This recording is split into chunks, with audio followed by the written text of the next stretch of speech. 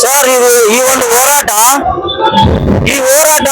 ಇಡೀ ದೇಶದಲ್ಲಿ ಆಗ್ಬೇಕು ಸರ್. ಇದು ಯಾಕಪ್ಪ ಅಂದ್ರೆ ಈ ಒಂದು SIR ಎಂಬುದು ಜನರಿಗೆ ಮಾರಕವಾಗಿದೆ.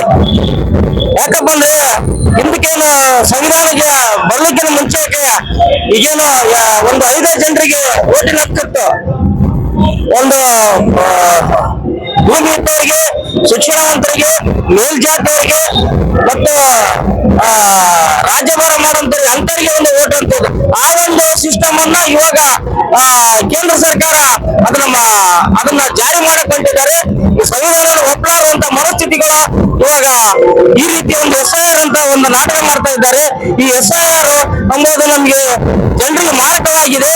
ಇದನ್ನ ರದ್ದಾಗಬೇಕಂತೇಳಿ ನಾವು ಈ ಹೋರಾಟವನ್ನು ಸುಮಾರು ದಿನಗಳಿಂದ ನಾವು ಕೈಗೆತ್ತಿಕೊಂಡಿದ್ದೇವೆ.